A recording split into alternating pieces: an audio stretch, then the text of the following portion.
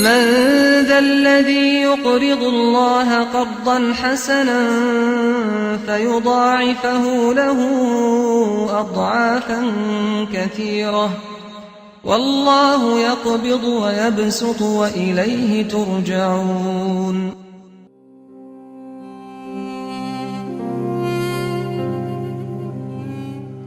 بەناوی خوای بەخشندەی میهرەبان سڵاوتان لێبێ بینەرانی بەڕێز و ڕۆژوگرانی خۆشەویست. بەرنامەی بەخشین لە درێژەی کارە خێرخوازەکانی خۆیدا بەردەوامە بە تایبەت لە مانگی پڕخێر و بەرەکەتی ڕەمەزاندا. ئمڕۆ بەرنامەی بەخشین بە مەبەستی بەسەرکردەوەی هەژاران و نەدارانی دەڤەری شارباژێر سەردانی قەزای ماوەتی کردووە. لەوێ ئەمانەوێت 100 خانەوادەی هەژار و نەدار بەسەر بکەینەوە و بە دابەشکردنی خۆراک بەسەریاندا. ئومێد دەکەین هاوکاری و کۆمەچەکانی ئێوە بەردەوام بێت بۆ ئەوەی ئێمەش ئاوا بەسەر هەژاران و نەداران دابەشی بکەین. چەند ساتێک لەگەڵمانە.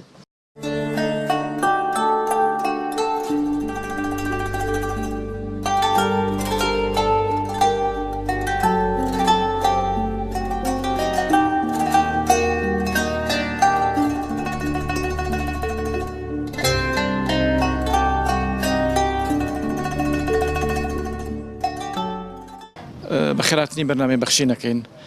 بەرنامەی بەخشین بەرنمەیەکە لەو خاوەن مێژووکی پرشنگدارە بەڕاستی لە خزمەتکردن بە فەقیر و هەژار و نەدار و نەخۆشانی وڵاتەکەمان.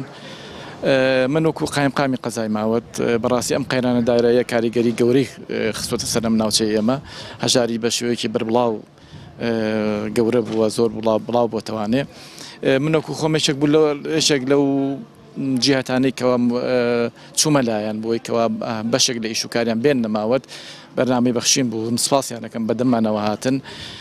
ئێمە لێرە ئەو یارمەتی کە هێناویانە بۆ مەنتیقەکەمان بۆ دەڤەری ئێمە 100 کارتۆن خواردنە، 100ەکەدا بەشمان کرد 50 بۆ فەرمانبەرانی کە پاک ئەوانەی کەوا لە بواری پاکەرەوەکانی شارەوانی ئەوانی سەرعەمودی فەرمانگەی کارەبا وە کۆمەڵی فەرمانگەی تریش و 50 حسەش بۆ هاوڵاتیان بە هەژاری هاوڵاتی هەژارەکانی مەتیقەمان. من تەوان لە ناخی دڵمەوە سپاسیانەکەم، سپاسی بەرنامەی بەخشینەکەم. بەڕاستی ئێمە خزمەتێکی گەورەیە بە تایبەتی لەم قۆناغەیەکەوە ئەم قۆناغا سیارەیە. من ئومێدەوارم کەوا دەوڵەمەندانی ناوچەکەمان ڕێکخراوە خێرخوازەکانی تر بە هەمان شێوەی بەرنامەی بەخشین بێنە دەڤەرەکەمانەوە خزمەت بە خەڵکی ئەم ناوچەیە بکەن. بەڕاستی ئەم خەڵکی ئەم ناوچەیە ئێمە خەڵکانێکی مستحقن، خەڵکانێکن شایستن کەونکەوە هاوکاری بکرێن.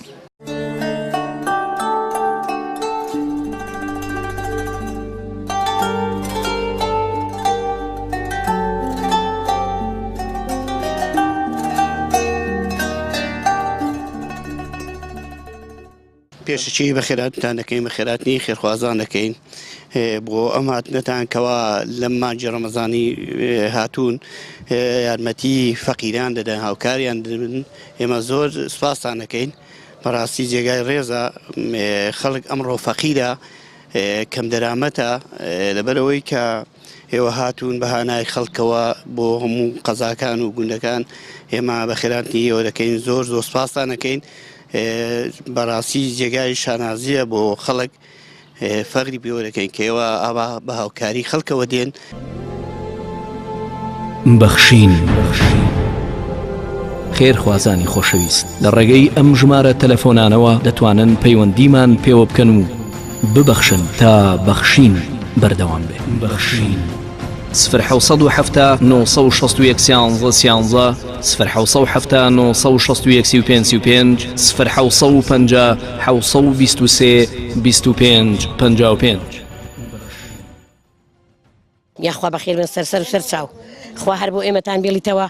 خوای گەورە یارمەتیتان بدە، چونکە یارمەتی فەقیر و هەژار دەدەن. مەمنونی ئێوەش و جنابی قایمقامیشین. ئێستا خەڵک ژیانی چۆنە دایک؟ وەڵڵاهی ژیان نییە، وەڵڵاهی ژیان نییە. وەڵڵاهی خۆم و کچێکم دانیشتم محاچکەم 200,000 بەست 4 مانگ نیوەم دەدەنێ. لە لادێ دانیشتم ملکی خەڵقەکەم تۆزێک تەماتە و خەیار و شت قەدەوە ژیان نییە. وەڵڵاهی حیادەمەوێ ناتوانم بچمە حیادەکە بە پارەکە بەخوا. ئەرێ خوا ئاگای لێیە. کچێکمان هەیە نەقوستانە، وەڵڵاهی هیچ بۆمان نەچتە دەرەوەی وڵات هیچمان بۆ لەگەڵ ناکرێ. ئارێ وەڵڵا تا چەند ئەم کارە خێرخوازانە دڵی ئێوە خۆشەکە دابەشکردنی خۆرە. وای گەورە دڵیان خۆشکا وەک دڵی ئەم خەڵقیان خۆش کردووە. سار هەیە دەسەڵاتی ئەوە نییە کیلۆیەک شت بکڕی پارەکە نییە.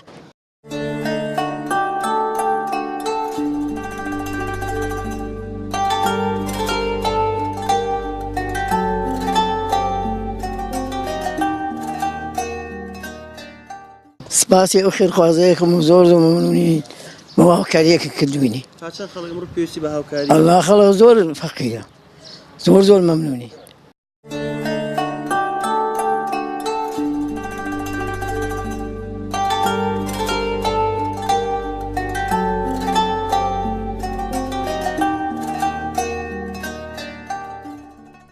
ئەرە وەڵا بە قوربانە بە من ئێستا حاڵی حاضر بۆ خۆم بێوەژنم ئەم چاوم لە دەست داوە هەر ئەو کچەم لەگەڵا هەژ مانگە معاشەکی 150 مەبوو نانداومێ ئەو دێ ئێمە ڕەنگە بیستی وەک منی تایە سوورە قەڵات هەرچی بۆ خۆش و داگای هەرێمی کوردستانی ئاگاداری ئیوایە کرێت چیە و ئیوایە منداڵ وردە و ئیوایە ئیتر بڵێم چی ها بە خۆت دەزانی بۆ خاتری ئەو پێغەمبەرەی خوا هەر سەرکەوتوو بن ئەم منەزەمە خوا بۆ خاتری ئەو قورعانەی خوا هەرزان و فەرعانێکمان بۆ بخاتەوە خێریان بنووسێ خوا هەر سەرکەوتوو بن وەڵا دڵمان خۆشە ڕەبی لە دەستیان بە زیاد بێ و خوا بە خێرێن سەر چاوەکانم خوا ڕزق و ڕۆزیان زیاد کە خوا دەوڵەمەند هەر زۆر بێ و یارمەتی فەقیری با خوا بۆ خاتری ئەو پێغەمبەرەی خوا ڕاگیر و ڕاوەستاوتان کە بۆ ئەم خێرخوازەیە ناوتانە ئەیوا ڕەمەزانە بەخوا ئیوا برنجی پێ ناکردێ ئیوا ڕۆنی پێ ناکردرێ ئەرە وەڵا دڵما خۆشە ڕەبی لێتان بە زیاد بێ و خوا ڕزق و ڕۆزیتان زیاد کە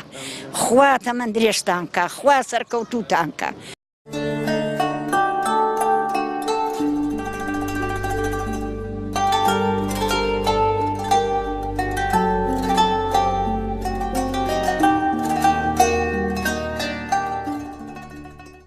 سپاسی کەناڵی خێرخوازانەکەین خەڵک احتیاجە خەڵکی داماوە خەڵک نەبووە خەڵگەیتی نییە خەڵک بەتەما مەعاش نییە مەعاشی تا بەسە نییە دوو مەعاشیان داوینە دوو مەعاشەکەشنەوە مەعاش بووە لە مانگی 5 وەرمان نەگرتووە تەواو نەبووە کاری خێرخوازی هاوکاری خێرخوازان تا چەند سودمەندتان دەکات تا چەند دڵتان خۆشەکە لەم قەیرانەدا خۆشە زۆر دڵمان پێی خۆشە و زۆر شتێکی باشە چیڵێ بە خێرخوازان زۆر سپاسیانەکەین و مەمنوینیانیم سپاس بۆ کەناڵی خێرخوازانم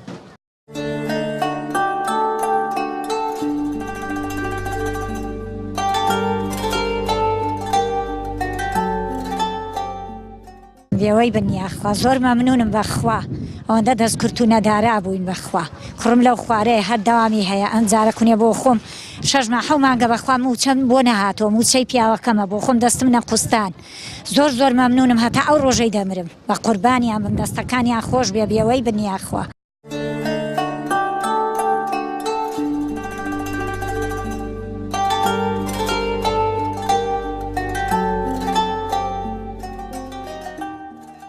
پێشەکی بە ناوی خی گەورە و میهرەبان ئێمە و کوڕێکخراوی هاوکاری قەزای ماوەت بە هاوکاری جەنابی قایمقامی قەزای ماوەت کاکامەران کە ئێمە مەجموعەیەک لە دەبەرەکەمانە فەقیر و هەژار هەیە ئێمە کە توانیمان مەجموعەیەک ماڵیان بۆ کۆکەینەوانێ ئەو ماڵانی کە کەم دەرامەتن یان بێوەژنن یا مناڵیان زۆر یان فەقیر و هەژارن توانیمان لە بەهۆی ڕێکخراوی هاوکاری قەزای ماوەتەوانەیە کەم ناوی کۆمەڵێک ماڵان تەسلیمی کاکامەران کەین کاکامەرانیش لە ڕێی بەرنامی بەخشینەوە بە هەموو لایە کە تواندرا ئەو هاوکاری پێشکەش بۆ ماڵە فەقیر و هەژارانەیە بکرێ ئێمە و کوڕێکخراوی هاوکاری قەزای ماوەت زۆر سپاسی جەنابی قایمقامەکەین و زۆر سپاسی ڕێکخراوی بەرنامەی بەخشین ئەکەین کە توانی قەزای ماوەت بەسەر بکاتەوە هیوادارین کە ئەمە یەکەم جار و کۆتا جار نەبێ قەزای ماوەتیژی کەکە لەو قەزانەی کە خاوەن خەبات و خاوەن فەقیر و هەژار و خاوەن شەهیدە من دووبارە بە ناوی ڕێکخراوی هاوکاری قەزای ماوەتەوە زۆر بە خێراتنتانەکەین و جێگا دەستیان دێر و سپاسانەکەین.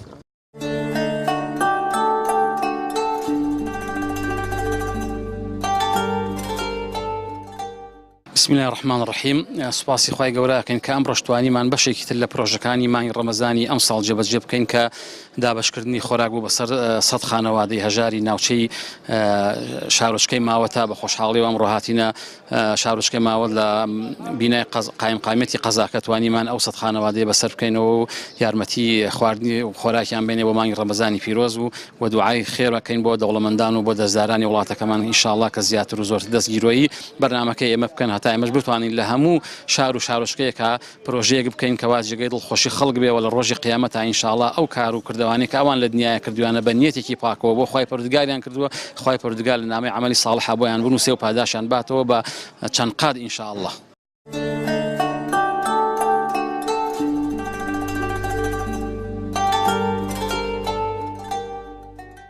بەرنامەی بەخشین بە هاوکاریەکانی ئێوە بە دڵسۆزی و دەستواڵایی ئێوە ئمڕۆ لە قەزای ماوەت توانی دڵی 100 خانەوادەی هەژار و نەدار و منداڵی بێباو خۆش بکات.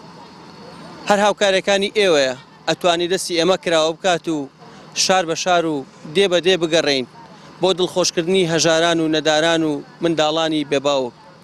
دڵنیابن ئەم مانگی ڕەمەزانەدا ئەتوانین بە هاوکاریەکانی ئێوە زۆرترین خەڵکی هەژار و نەدار دڵخۆش بکەین و لە نەهامەتی و ناڕەحەتیەکانی ژیانیان تۆزەی دڵخۆشیان بکەین. ئومێد دەکەین ئێوەی خێرخواز و بەخشندە هاوکاری و کۆمەچەکانتان بە زووترینکان بگەین لە بەرنامەی بەخشین بۆ ئەوی بەرنامەی بەخشین بە هەمان شێوەی ئەمڕۆی ماوەت بتوانین لە شار و شارۆچکەکانی تری هەرێمی کوردستان خانەوادە هەژار و نەدارەکان بەسەر بکەینەوە و بەشێک لە مەینەتی و ناڕەحەتیەکانیان کەم بکەینەوە. تا بەرنامەیەکی پێتان شاد دەبینەوە. سەلام عەلەیکوم وەڕەحمەتوڵڵاهی وبەڕەکاتوه.